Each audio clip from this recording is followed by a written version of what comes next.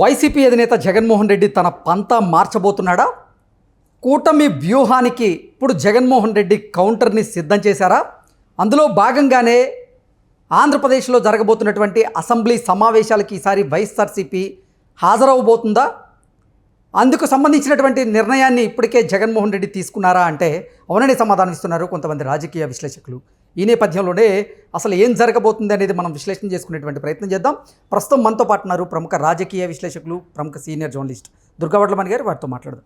దుర్గా గారు నమస్తే. నమస్తే. వైసీపీ అధినేత జగన్మోహన్ రెడ్డి తన పంతా మార్చుకోబోతున్నారని, ఆయన కూటమి వ్యూహానికి కౌంటర్ని సిద్ధం చేశారని, అందులో భాగంగానే ఫిబ్రవరిలో జరగబోతున్నటువంటి అసెంబ్లీ సమావేశాలకి జగన్మోహన్ రెడ్డి హాజరు కాబోతున్నారని, దానికి సంబంధించినటువంటి ప్రణాళికలను కూడా సిద్ధం చేసుకున్నారు అనేలాగా కొన్ని వార్తలు వస్తూ ఉన్నాయి. ఏంటి మేడం ఆ ప్రణాళిక? ఇప్పుడు అసలు జగన్మోహన్ రెడ్డి ఎందుకు అసెంబ్లీకి వెళ్ళాలి అనేది ప్రశ్న. ఇప్పుడు ఇన్ని రోజులు వెళ్లకుండా, అంటే నాకు ప్రతిపక్ష హోదా ఇవ్వలేదని అలిగి అటు ప్రజల మీద కావచ్చు, ఇటు వీళ్ళ మీద కావచ్చు, అంటే తెలుగుదేశం కూటమి మీద కావచ్చు, నాకెందుకు ఇవ్వరు అనుకుంటూ దాని మీద కోర్టుకు కూడా వెళ్ళినట్టున్నాడు కదా ఆయన. సో ఈ నేపథ్యంలో సడన్గా ఎందుకు జ్ఞానోదయం అయింది జగన్కి, ఎందుకు అసెంబ్లీకి రావాలనుకుంటున్నారు అనేది ఒక పెద్ద ప్రశ్న. ఎందుకంటే వరుసగా 3 సార్లు అసెంబ్లీ పెట్టినప్పుడు ఆయన రాకపోతే అనర్హత వేటు వేయచ్చు. దానికి ఏదో లెక్క ఉంది, 60 రోజుల్లో ఎంతో. అది కనుక ఆయన అంటే ఫుల్ఫిల్ చేయకపోతే ఖచ్చితంగా ఆయన అనర్హత వేటు వేయచ్చు. నిన్నటించే అందుకే చూడండి, పులివెందులకి మళ్ళా మళ్ళా ఎన్నిక అని వస్తుంది కదా, పులివెందులకి ఉప ఎన్నిక అని. ఎందుకు వస్తుంది? ఇందుకే వస్తుంది. అంటే రఘురామకృష్ణరాజు దీని మీద ఎక్కువ మాట్లాడుతున్నాడు. అంటే మాట్లాడడానికి దానికి తగిన కారణాలు ఉన్నాయి కాబట్టి, మనకి రాజ్యాంగం ప్రకారం ఒక ఎమ్మెల్యే ఒకవేళ అసెంబ్లీకి వెళ్ళకపోతే అలిగి, ఇంకా అలాంటప్పుడు అతను ప్రజాప్రతినిధి ఎందుకు అవుతాడు? ప్రజాప్రతినిధి అన్నవాడు అసెంబ్లీకి వెళ్ళాలి కదా. తను ఏమనుకుంటున్నాడో తన గళం అక్కడ వినిపించాలి. వినిపించినప్పుడు నిన్ను ప్రజలు ఎన్నుకునే ప్రయోజనం ఏంటి?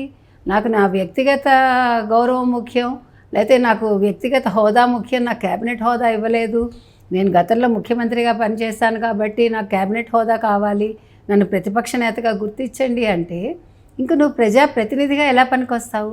ప్రజాప్రతినిధి అన్నవాడు ఏ రకంగా ఏ సిట్యువేషన్లోనైనా ప్రజల కోసం మాట్లాడాలి, ప్రజల కోసం పోరాటం చేయాలి తప్ప నేను కుందకూడదు, నాకు ఎక్కడ ఏది తక్కువ కాకూడదు, నా లెవెల్ ఇలాగే ఉండాలి అంటే నువ్వు అసలు ప్రజాప్రతినిధి కాదు. అంతే కదా. ఇవాళ నువ్వు అసెంబ్లీకి నిన్నటి వరకు వెళ్ళలేదు, నువ్వు మాక్ అసెంబ్లీ పెట్టుకున్నావు. నువ్వు ఎక్కడైనా అర్థం ఉందండి అసలు? ఎవడైనా మాక్ అసెంబ్లీ పెట్టుకుంటాడు? అసెంబ్లీలో జరిగిన వాటికి శ్వేతపత్రాలు విడుదల చేస్తే ఒక్కదానికైనా నువ్వు అసెంబ్లీకి వచ్చి నేను చేయలేదనో, నేను చేశానో, ఇగో ఇది జరిగిందనో వాస్తవాలు ప్రజలకు చెప్పారా ఎప్పుడైనా? జగన్మోహన్ రెడ్డి చెప్పలే కదా ఆ రోజు. మరి ఈరోజు సడన్గా ఆయన అంటే లండన్ నుంచి వచ్చారు, వస్తారా రారా అనేది ఒక సందిగ్ధంలో ఉండింది. సడన్గా వచ్చాడు ఆయన. వచ్చి రేపు తల్లికి వందనం మీద, అంటే ఫీజు రియంబర్స్మెంట్ మీద రేపంతా ధర్నాలు అన్నారు. మరి ధర్నాల్లో ఆయన పాల్గొంటాడా లేదా తెలియదు. ఫ్లెక్సీలు అయితే రెడీ అయ్యాయి, ఫ్లెక్సీలో ఈయన పెద్ద ఫోటోనే వేసుకున్నారు. సో అది ఓ పక్క ఉంటే, ఇప్పుడు ఆయన అసెంబ్లీకి వస్తారు, తల్లికి వందనం తర్వాత అన్నదాత సుఖీభవ ఈ రెండింటి మీద పోరాటం చేస్తాడు అంటున్నారు. ఓ పక్క ఫీజు రియంబర్స్మెంట్ మీద 3,800 కోట్లు 3,600 కోట్ల బకాయిలు ఉన్నాయి. ఆ బకాయిలు ఇప్పుడుండే ప్రభుత్వం తీర్చలేదు అనేది ఆయన ఎలిగేషను. దానివల్ల పిల్లలు చాలా ఇబ్బంది పడుతున్నారు, పిల్లల తల్లిదండ్రులు కూడా తల తాకట్టు పెట్టాల్సి వస్తుంది, వాళ్ళకి సర్టిఫికెట్లు రావట్లేదు, లేకపోతే హాల్ టికెట్లు రావట్లేదు, ఇవన్నీ మాట్లాడుతున్నారు. సరే, అది అలా ఉంచితే అది చేయాల్సిన బాధ్యత ప్రస్తుతం కూటమి ప్రభుత్వం మీద ఉంది. నిధులు ఉన్నా లేకపోయినా వాళ్ళు ఫుల్ఫిల్ చేయాలి, చేస్తారు కూడా. దానికి వాళ్ళు చెప్పారు కూడా, మేము చేస్తాము అని 216 కోట్లు ఎంతో రిలీజ్ చేసినట్టున్నారు. సో ఇప్పుడు అక్కడ ఖజానాలో డబ్బు ఉంటే ఈ పనులన్నీ సులువుగా జరుగుతాయి. ఓ పక్క ఖజానాకు చిల్లి పెడితే వీళ్ళు ఏం చేస్తారు? టైం పడతాయి. ఇప్పుడు ఒక్కొక్కటి చేసుకొస్తున్నారు కాబట్టి సూపర్ 6లో ఇప్పటికే 2 అమలు చేశారు కదా, ఆల్మోస్ట్ 2 అమలు అయ్యాయి. పెన్షన్ ఇచ్చారు, ఓ పక్క ప్రభుత్వ జీతాలు ఇస్తున్నారు 1వ తారీఖుకి, మొన్న దీపావళికి 3 సిలిండర్లు ఇచ్చారు, ఇప్పుడు రేపొద్దున ఉగాది నుంచి ఫ్రీ బస్సు ఇస్తారు, ఈలోగా రైతులకి రైతు భరోసా ఇస్తారు.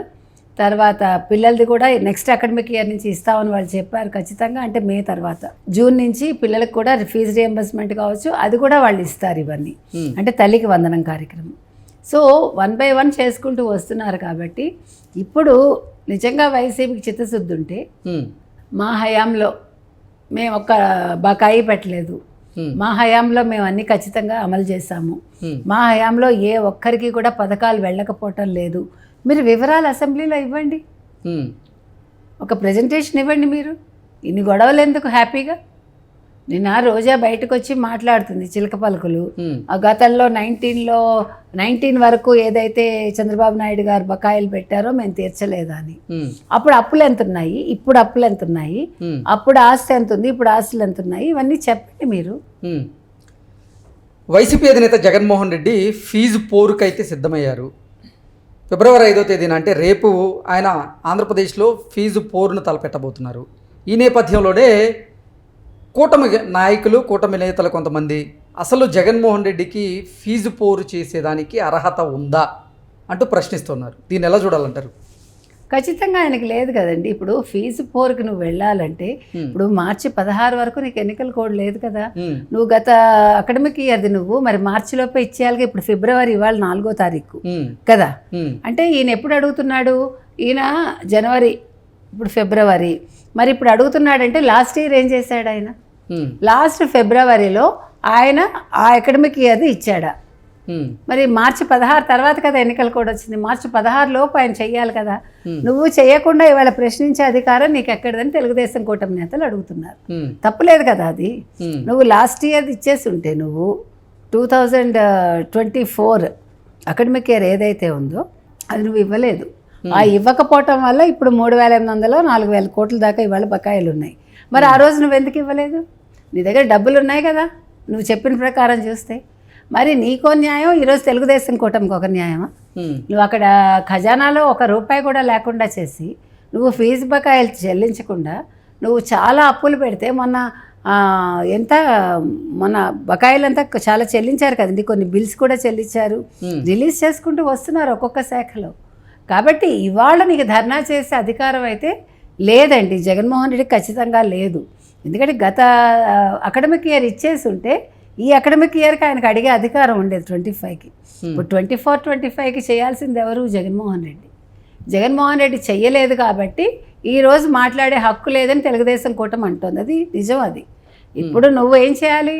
You have to wait till జూన్లో వాళ్ళు చేయకపోతే నువ్వు అడుగు. అప్పుడు జూన్ వరకు వాళ్ళు టైం పెట్టారు. జూన్లో నెక్స్ట్ అకాడమిక్ ఇయర్కి ఇస్తామన్నారు. ఇస్తారు, వాళ్ళు బకాయిలు తీరుస్తారు. నువ్వెందుకు తొందరపడుతున్నావు? అంటే ఏదో ఒక వంకన ప్రజల్లోకి వద్దాము, లేకపోతే ప్రజల్లో గందరగోళం చేద్దామని తప్ప నువ్వు ఏ పేరెంట్స్ తోటి కలిసి నువ్వు అసలు రేపు ధర్నా చేస్తావు? నువ్వు పేరెంట్స్ పాల్గొంటారు, అందరూ పాల్గొంటారంటే ఎవరు పాల్గొంటారు రేపు చూద్దాం మనం. ఓకే, ఇంతకీ ఫిబ్రవరిలో జరగబోతున్నటువంటి అసెంబ్లీ సమావేశాలకి జగన్మోహన్ రెడ్డి హాజరయ్యేటువంటి అవకాశం ఉందా? ఆ రకంగా ఆయన సన్నాహాలు చేసుకుంటున్నారా అంటే ఏం చెప్తారు? ఆయన ఖచ్చితంగా అటెండ్ అయి తీరాలి. అటెండ్ అవుతారని వస్తున్నాయి మాటలు. కానీ నిజంగా వస్తాడా, ఎదుర్కొంటాడా అసెంబ్లీని? ఓ పక్క అక్కడ రఘురామకృష్ణరాజు ఉంటాడు, లేదు అయ్యన్న పాత్రుడు ఉంటాడు, లేదు పవన్ కళ్యాణ్ ఉంటారు, లోకేష్ ఉంటారు, చంద్రబాబు నాయుడు ఉంటారు. మరి ఇంతమందిని ఎదుర్కొంటాడా ఆయన? ఇప్పుడు అంత ధైర్యం ఉందా జగన్మోహన్ రెడ్డికి? జగన్మోహన్ రెడ్డికి ఉంది అని వైసీపీ వాళ్ళు అంటున్నారు. సో చూడాలి మరి నిజంగా వచ్చి ధైర్యంగా ఎదుర్కొంటాడా, అంటే వేటు తప్పించుకుంటాడా, అనర్హత వేటు నుంచి తప్పించుకుంటాడా అనేది ఇక్కడ ఒక క్వశ్చన్ మార్క్. ఓకే అండి, థ్యాంక్ యూ సో మచ్.